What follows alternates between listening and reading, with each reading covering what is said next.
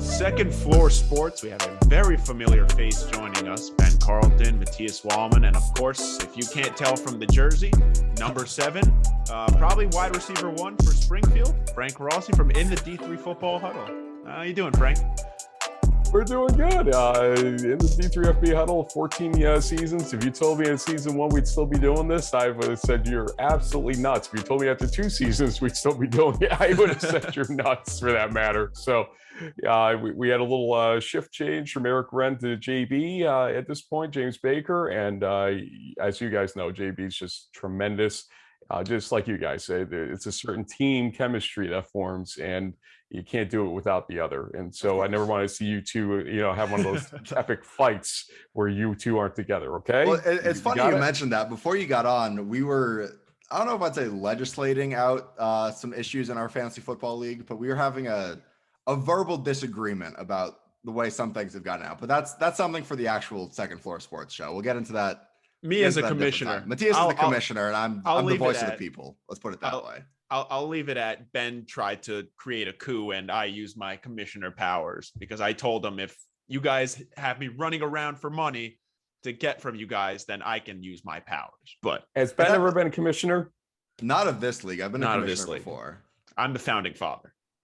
That's one way. The one and only. The Godfather. I'm gonna leave that one untouched. Well, so the reason we're all here today is, let's see, last week of this, or 2 weeks ago now. I think it was last week. It was just like early last week. Yeah. A tweet came out from @BomberRadioNet on Twitter. Of course, Bomber Radio Net, where Matias and I have been very familiar with, the Ithaca College sports radio network, that said that there was an announcement coming the following day between Ithaca Athletics, Cortland Athletics, and Yankee Stadium, the New York Yankees. What could it be? I wonder what it could have been. So, immediately everyone's texting a bunch of people. The wheels start turning. We all kind of made we connected the dots that, there was going to be a Cortaca play at a Yankee Stadium at some point in the future. And then the next day, it came out, official word, the 2022 Cortaca. Well, okay. Well, you're skipping a step. Someone accidentally leaked out the graphic. Yes. Some intern, some student, not sure what the deal was, might have let the website go live a bit early, a bit prematurely, but again, we all kind of were able to put the dots together that Cortaca for 2022 is being played at Yankee Stadium in the Bronx. It's part of, the IC alumni weekend. It's going to be, I'm sure, a whole production. Frank, what was your immediate reaction, to the first, I don't know if you saw the first Bomber Radio Net tweet, but is your general reaction to the news that Cortaca would be at Yankee Stadium? Well, being a member of the media at this point, we got an advisory on Thursday of the previous week that there was a big announcement coming at one of the administrative buildings, et cetera. And so we're like running the gamut of ideas here. And, Justin Lutz, the SID over at Ithaca, had sent it out, and it was like, I doubt you can get down here. And I'm like, well, depending on the gravity of it, I might be able to get down there because I've been staying in upstate New York and the Albany area more, Saratoga, really. I'm like, so could you at least give me some indication of what it is, Justin? Radio silence. So we're running through, is Ithaca going Division I? Is Ithaca, is AD Susan Bassett retiring? What's going on here? And then little by little, people were starting to think Cortaca, but exactly what it was, we weren't sure location wise. So when Monday came around, and I never got the second email, so Justin, I'm coming for you, Justin. Hopefully let me on campus this weekend for the Hobart game, actually. We saw all the stuff you just alluded to, and I wasn't shocked by it, but I was like, phew, they're not going Division I at least. There's that much. So imagine Butterfield as a Division I stadium. That would be interesting. Yeah, you might have to add some tiers. They have the turf and the lights now, but yeah, no. That's different podcast, but anyway, different episode. Yeah, it's a good announcement. It's an unusual announcement because it's a very positive foresight type of situation. And here's why I say that. Our friend Ted Baker, who is the Hobart WEOS broadcaster, just told JB and me that he's not being allowed in the press box at Ithaca because of COVID protocols and Interesting. restrictions. Yeah, and I find that a little tough to swallow personally because, we'll talk about the RPI stuff in a little bit, I guess, Yeah. but that seems over the top as well to not allow for that service to occur. Whether or not they allow me on the sideline, I'm not sure. It's outdoors. One would hope yes. We'll see. But to go from not allowing people in your press box to, hey, let's get 50,000 people all together for a football game is a big leap of faith in about a 13, 14-month period of time. And I guess everybody is hoping, as we all think right now, that COVID will be less of an issue by that point. Let's, knock on wood there. Yeah, exactly. So they're trying to break the record, obviously, for a D3 game. Again, it's possible to do it. The only thing that has ever been wrong with the Yankee Stadium football game is that the dimensions are a little awkward. It looks weird. It is. Generally speaking, I don't love football at Yankee Stadium. I just feel like it doesn't, I don't know. It just doesn't look right to me. Pinstripe Bowl that they play every year. One of the end zones is a problem. Marlins Stadium has the same problem at times. Or let's flip it. When Marlins Stadium becomes a football stadium, I think one of the walls is like the corner of the end zone is right against the wall, just about. So Yeah. these baseball fields, if they really had wanted to do football at these fields, they probably should have thought about what the dimensions could have looked like on those walls to make it possible. But I don't think the designers of them ever wanted football to be in there. So now we're retrofitting, an established stadium to be football. It's tough, but in Division III, it's going to be a majestic atmosphere. People are going to be like, so what? I think it's going to be exciting. Fenway can't be used for this purpose, I don't believe, for football, only for hockey from time to time. So this is exciting and needed. Again, in what the future could bring here after what we've been through. And I'm glad to see it. And let's hope that it does happen and with full capacity, et cetera. So, Frank, let me ask you, because last season was at MetLife, and it seems kind of weird to see it as kind of like a step down. But we kind of did think this when we were at MetLife. The fact that this is great, but it probably doesn't get any better than this. And I mean, you have as much of a pulse on D3 football in terms of players and what everyone thinks as anyone. So tell me what it's like from, maybe a player perspective to be going down there, because obviously it's cool, but I think that we have to, be upfront and acknowledge the fact that the reason they went to MetLife and the reason they're going to Yankee Stadium next season is so that they can break the attendance record and have more fans and alumni from the area, right? One would think so. By the way, Ben, is Matias a Mets fan? Because the way he's dogging Yankee Stadium right now, he just showed right through that whole. I was getting on him about the Mets. I'll get on Matias plenty about the Mets. I can't have a peaceful day on my own podcast. No, you can't. No, you can't. Not. I never do. Why should you? No, it's definitely the alumni base for Ithaca and for Cortland down in the metro New York area, the tri-state area, as they call it down there, it is very high. And that's great. And you have enough alumni that you can fulfill demand or supply for the demand that's down there very easily and see those seats fill up. But to call it a step down, I mean, okay, from football perspective, you may be right, because obviously MetLife is the Giants, the Jets, it's football. We're playing football in the football stadium and the football locker rooms. We're getting all this access that we watch on TV for football purposes, et cetera. When you're talking about pure history, though, come on, Yankee Stadium, and granted, it's the new Yankee Stadium, but still the ghosts are pretty present in there. It's something that I don't think this is a downgrade. I just think it's a different animal a little bit, because you're playing football in the baseball stadium, and others have played football in this baseball stadium, but it's still a baseball stadium. But still, you go out to Monument Park and see, Lou Gehrig and, Mickey Mantle and all those, tributes out there and everything else. Football guys know baseball. Let's not kid ourselves. They know sports generally. To be playing in Yankee Stadium, Matias, it's a big deal. It's a great thing. Real quick, Ben, before you ask your next question, a follow-up. Okay. Over under on the amount of punts either that you use or that any broadcaster uses for the Bronx Bombers and the Ithaca Bombers when they play there. The over's already hit. I've stayed away from the story a little bit the last couple of weeks because I've been just so out of my mind, busy going down to Belton, Texas, and everything for the HSU UMHB game. So that's the first I heard it, and I cringed inside when you said it the first time. So I'm not going to be using them. Maybe it's just in the Ithaca Twitter bubble, but it's been all over the place. At least for Matias and It's a lot. It's a lot. It's a lot. Bombers better win at the Bomber Stadium. The Ithaca Bombers become the Bronx Bombers. It's been. The over's already hit, and I'm not even joking there.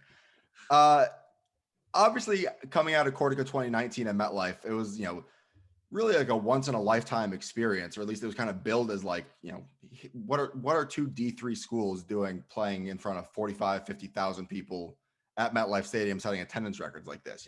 Surely this can't possibly happen again. And I remember, I think Susan Bassett in like the Cortaca media day that the week leading up to it, she kind of alluded to the fact that it was something that they would be interested in, doing again in the future. I think we all, I'll speak for myself here. I don't want to put words in Matias's mouth, but kind of assume that's, just like, of course she's going to say like, yeah, we'll look into it in the future. And, 10, 20 years down the line, here we are 3 years after the fact, doing another, neutral site Cortaca at Yankee Stadium. Is this almost too much of a good thing? Well, I'm curious, and I was trying to figure this out, and I can't quite put my finger on it. Who's losing the home game? Who lost the home game the first time? So if it was supposed to be it was supposed to be at Cortland in 2020, because it was going to be at Ithaca in 2019 when we played at MetLife. This year it's at Cortland again, and 22 would have been at Ithaca. So essentially, nobody's lost more home games in the flip on this, basically. So it's 1-1, basically. Yeah. Well, no, didn't you just say no, Ithaca would have lost the next. Ithaca two. would be losing So an extra one because it would have been in Ithaca for 22.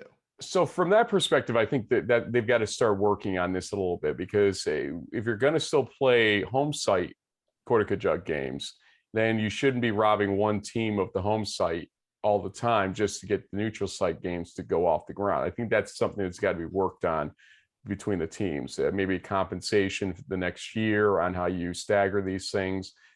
Might be the way to do it. Now, COVID obviously created other issues. Some conferences took their 2020 schedules, moved them forward to 2021. Others just said, no, we'll act like 2020 didn't exist. Yeah. So there's no consistency in that answer as it is. Okay, having said that, is it too much of a good thing? It starts to be. I think it will dilute the product if they do it a third time within the next 3 to 4 years. But I think there's still enough excitement because of COVID. If COVID hadn't happened, I'd probably be here saying to you, yeah, maybe we should wait a couple more years for this.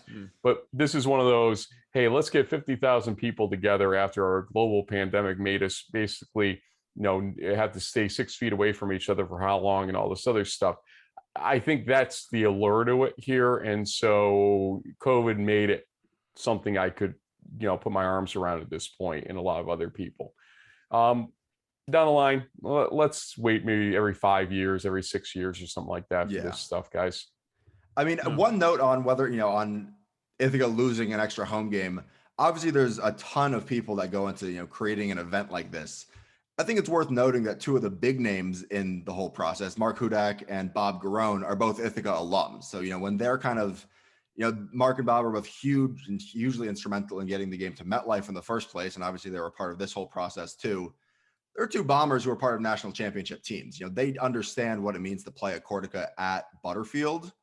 And I'm sure that was something that went into their thought process and saying like, hey, we love this, but like, if we can do it at MetLife, at Yankee Stadium, that's a trade-off.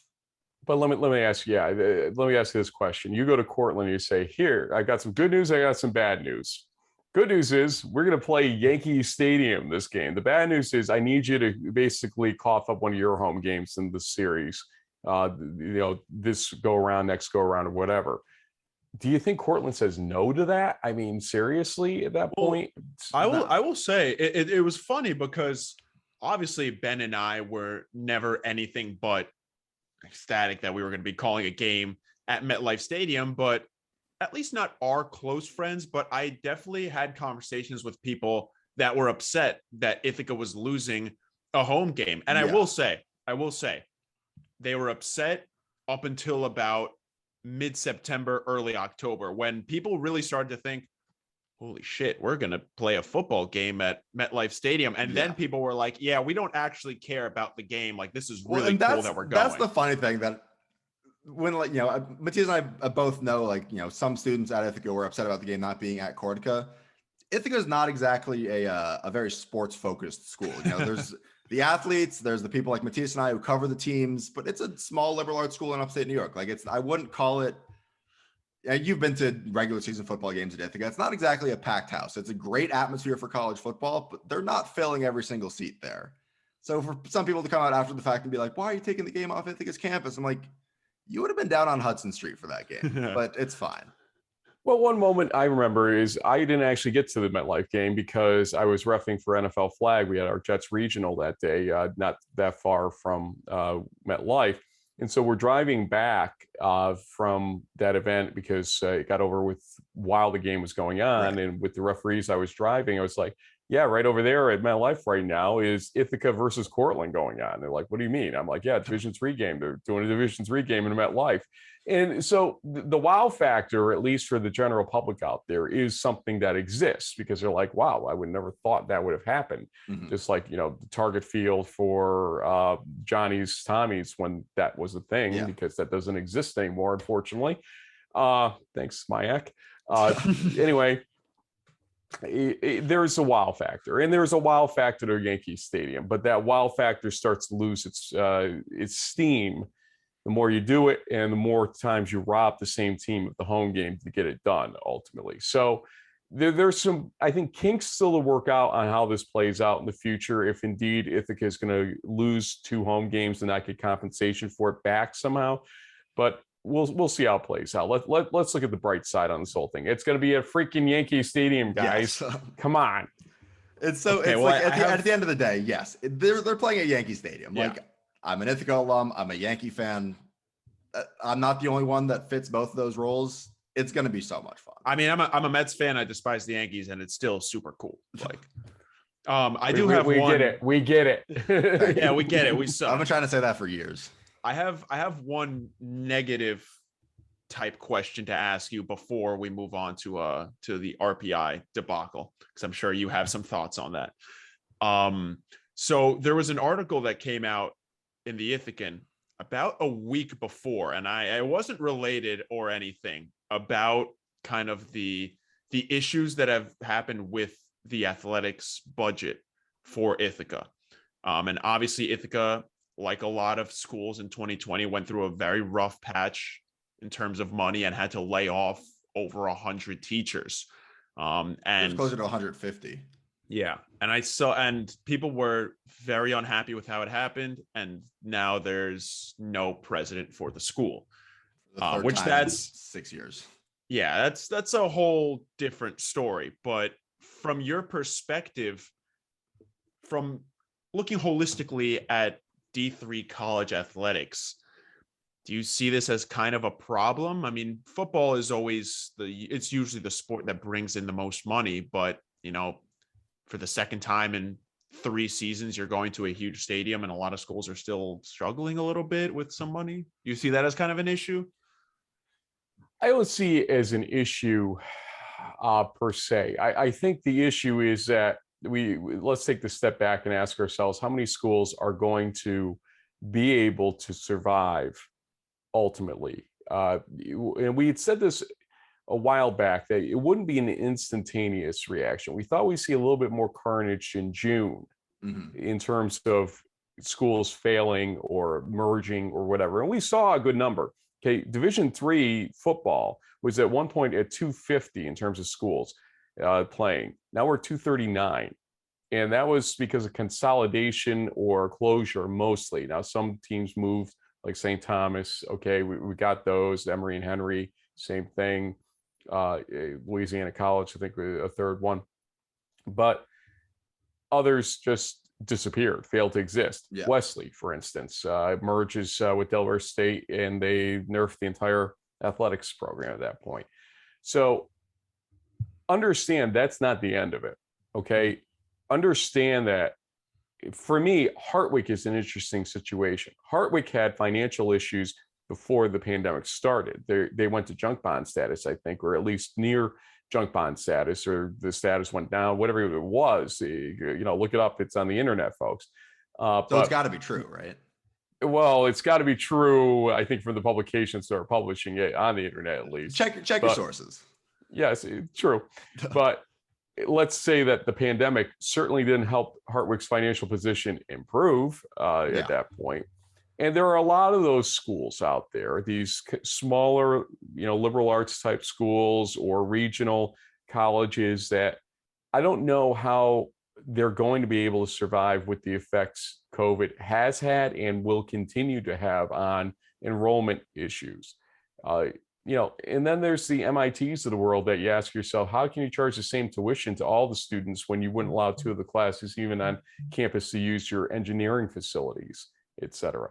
There are a lot of open questions about how this thing affects us, how it affects sports at these schools, how it affects the schools themselves in terms of longevity.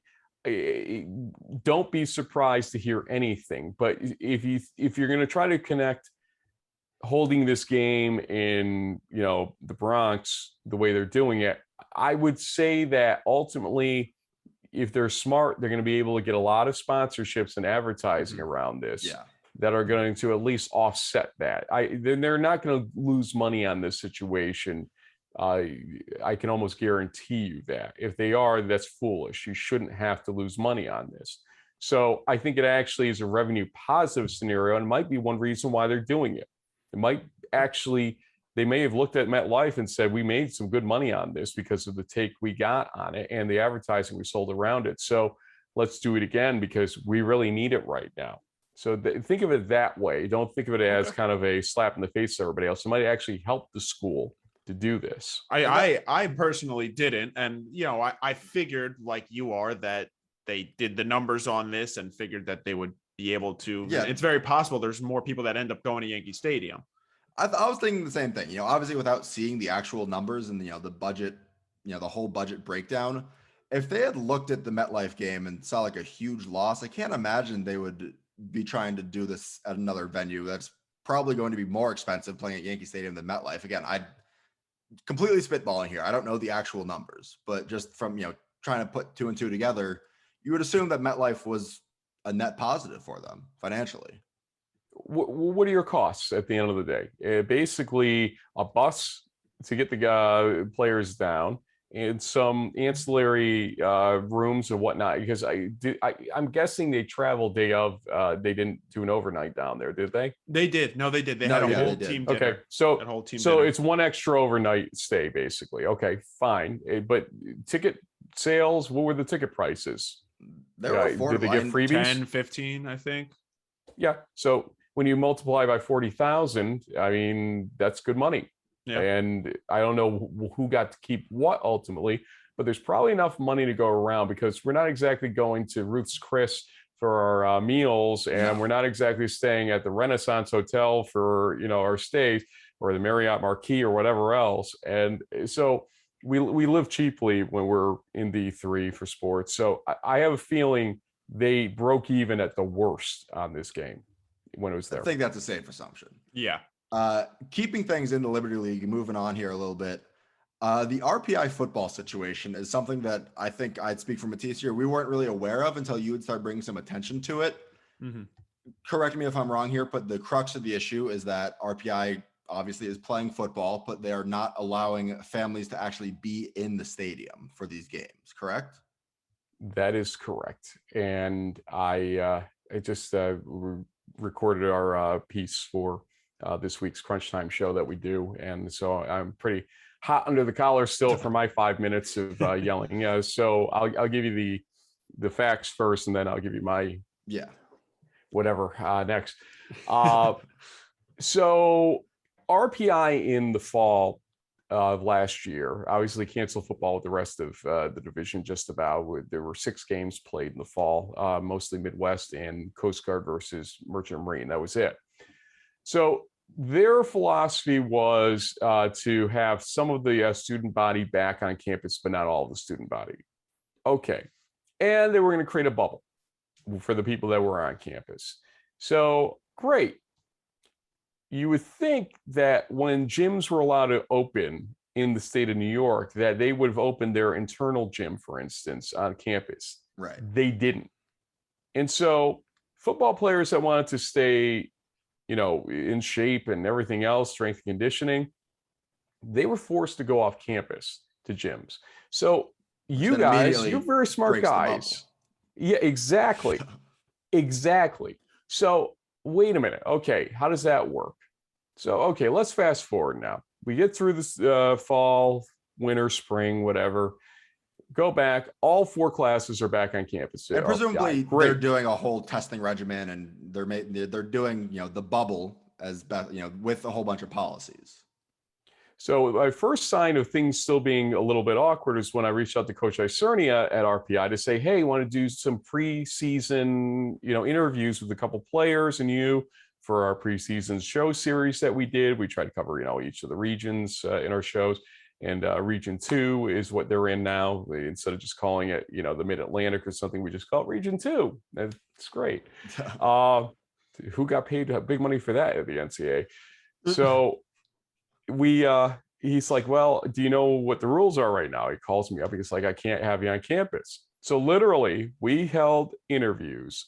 There's a security gate, and then there's us standing next to the security gate in view of the ECAV, the East Campus Athletic Village there.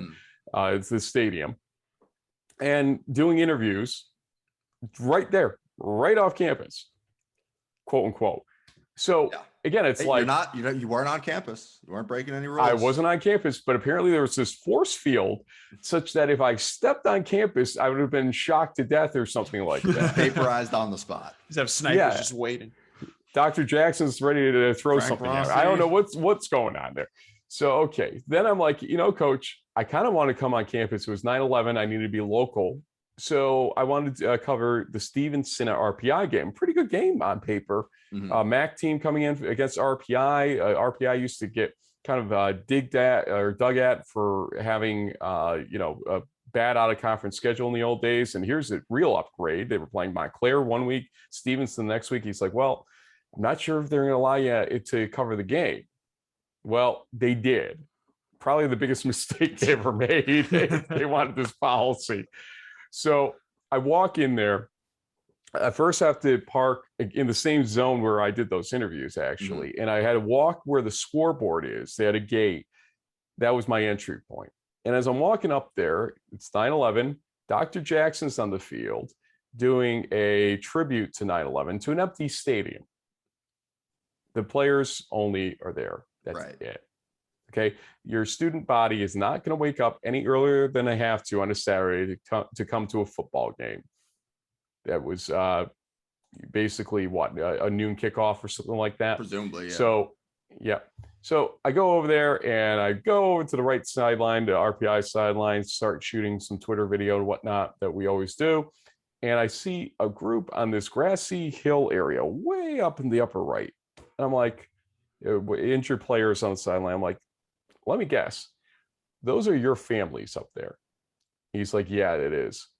And so the policy, as you alluded to, Matias, is that RPI doesn't allow families on campus right now at all. In fact, their family weekend is a virtual family weekend.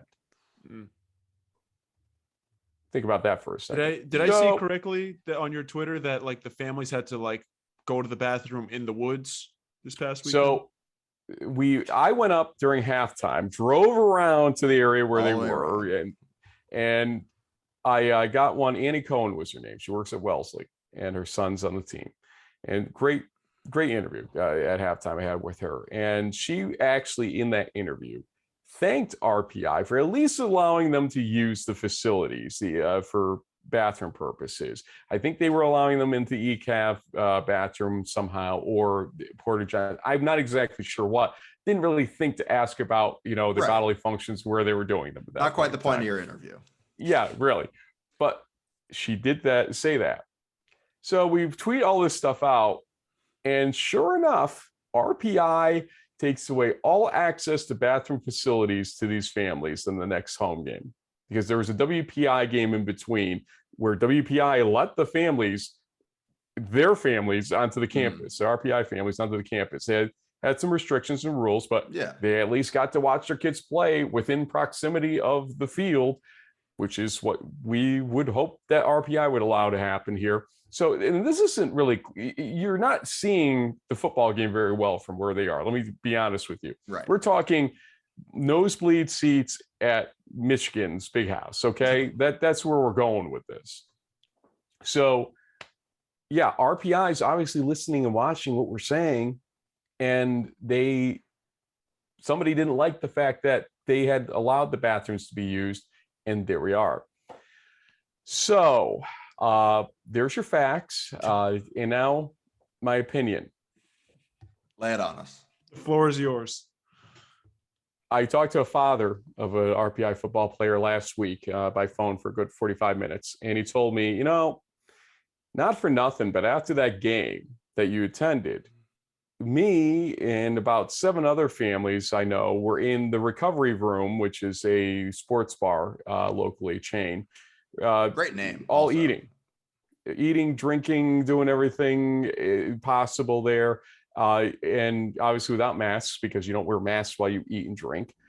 So the same players that weren't allowed to be near their families, that could have been put on one side of the field away from the student body and everything else, and use the same entrance I did if it came down to it, we're all mingling together in a local restaurant.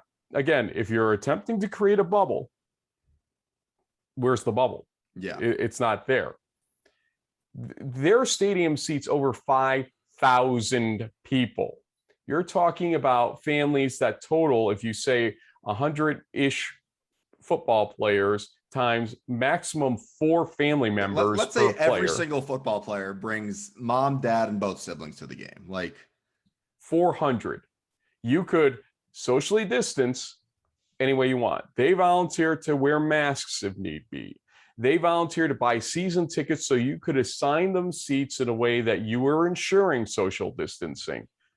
No. And this isn't just football. Let's talk about soccer and any other outdoor sport that plays in the spring. This is not just a football thing, but it's being most exposed by the football thing. Let's not kid ourselves. Mm-hmm. So, yeah, I can't explain to you the science. And Dr. Shirley Jackson is a scientist. And as I just said on our own show, I've been told for how many months, so many different ways, trust the science. Well, when the hell is Shirley Jackson going to trust the science? It comes off as just very, I don't know if ignorant is the right word, but just like willfully difficult. Because I mean, you're exactly right. Only Hawaii is the other school that we know of that has this policy, and Hawaii has been kind of behind the curve for a while anyway. We get that, but still, to ban everybody, no.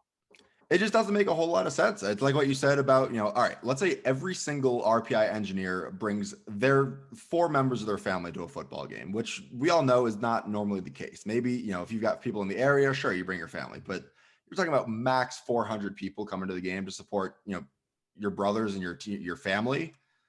It's a huge stadium. It's a beautiful stadium. Like it's, we've all been there. There's plenty of space to space everybody out triple what, the recommended distance would be. And we're talking about Division III football, where a huge part of it is love of the game, and just kind of like love of the game, for lack of a better term, is for being able to play the game that you love in front of your friends and family. And it doesn't add up. This is Dr. Jackson's last year as president at RPI. And some of the rumblings are that the trustees aren't fully buying into this either, but she wields a very big sword over there, enough that they're going to fall in line ultimately. But there's also thought that she wants to have some kind of role in the Biden administration. And Interesting.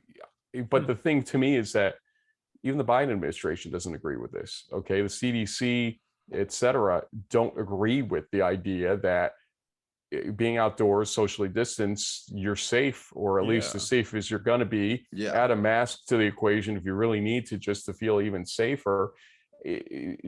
What she's doing, if she's not trying even taking to into prime account herself, like, you know, vaccinated families, like and like you talked about, you know, with the breaking the bubble, if they really wanted to be careful, and they would have opened up the gym and at least just really confined them to that bubble.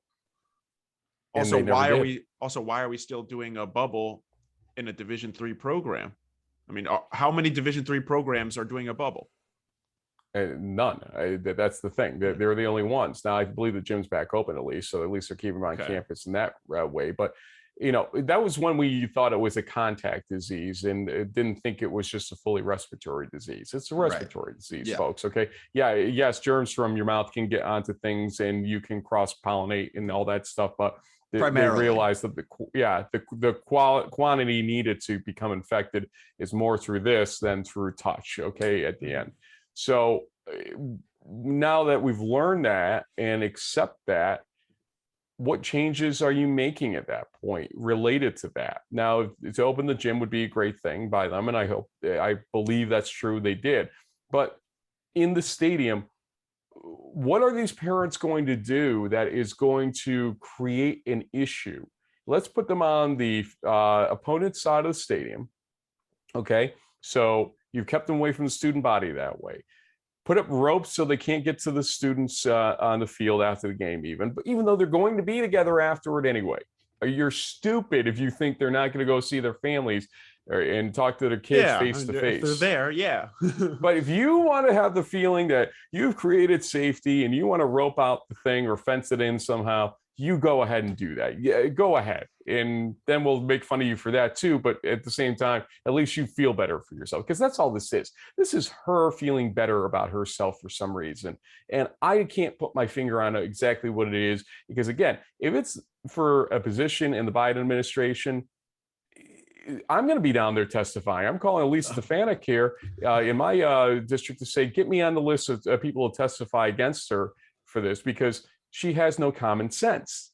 And if she's running NASA or something, I think you need some common sense.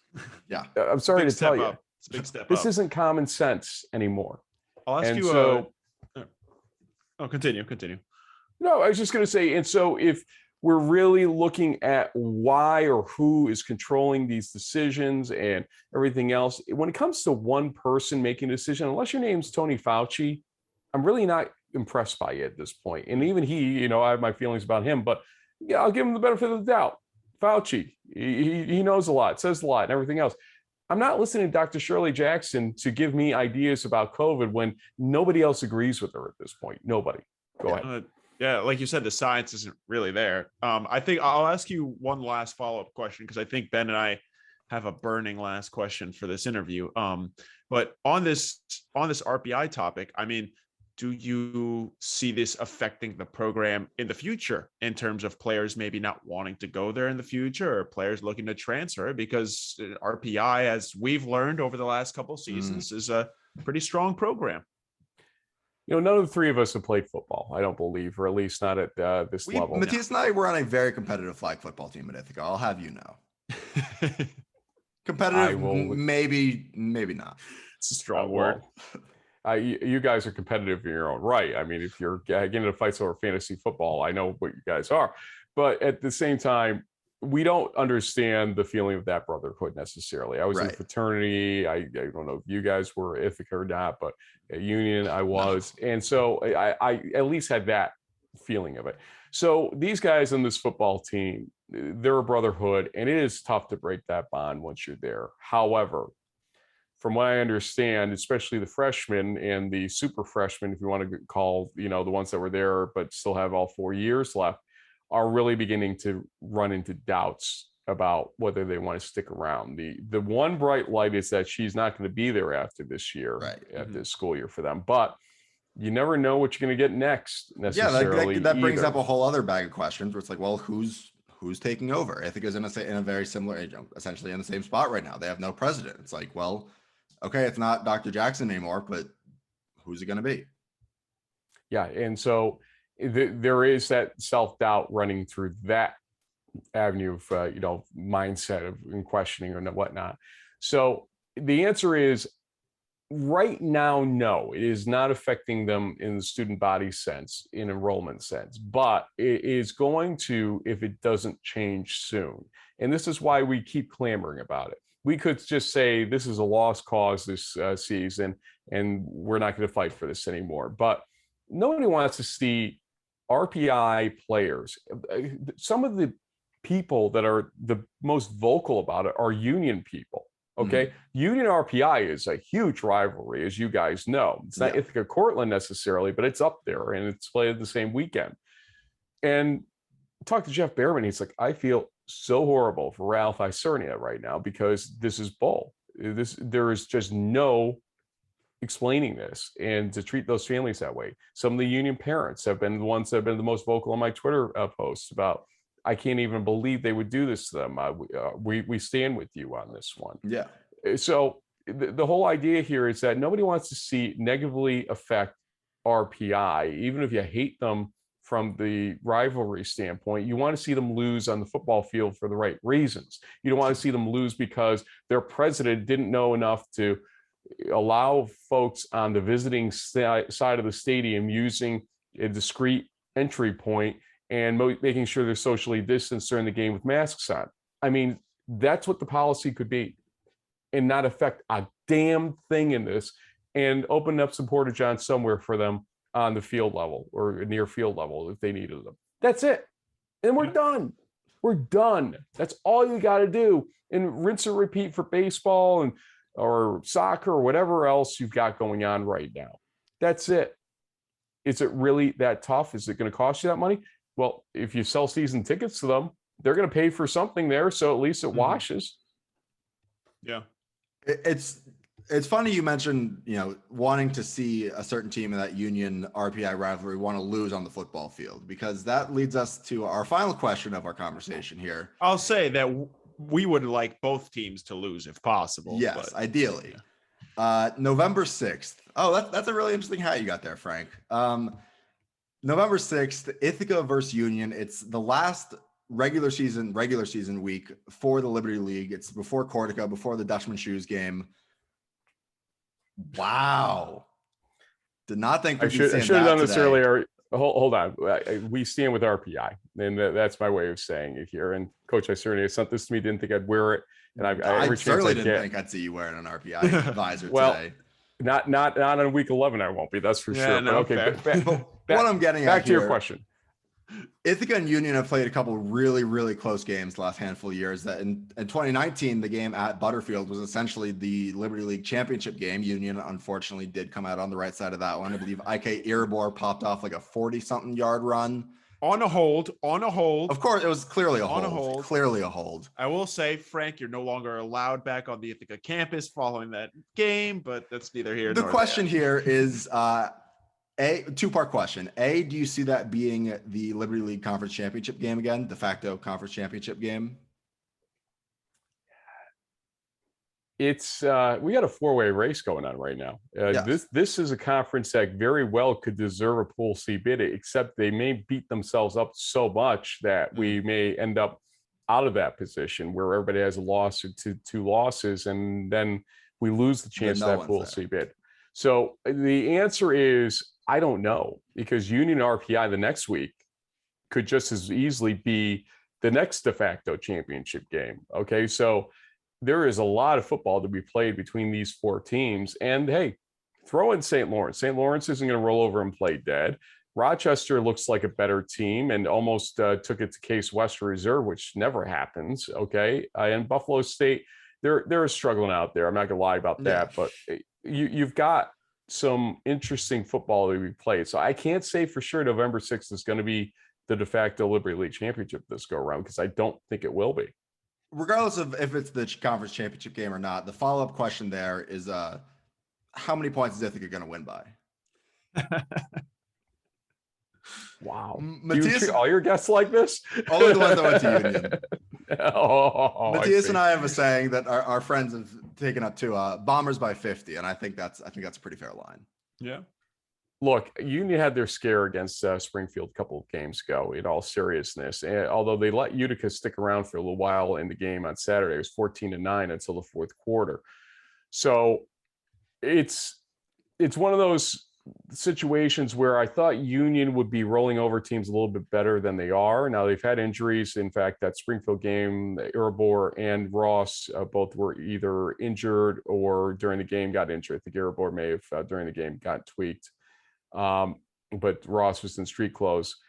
He played against Utica and got 2 touchdowns.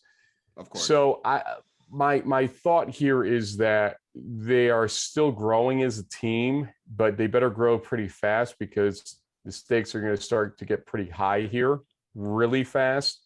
And I think ultimately Ithaca Union is going to be probably a pick 'em by that point.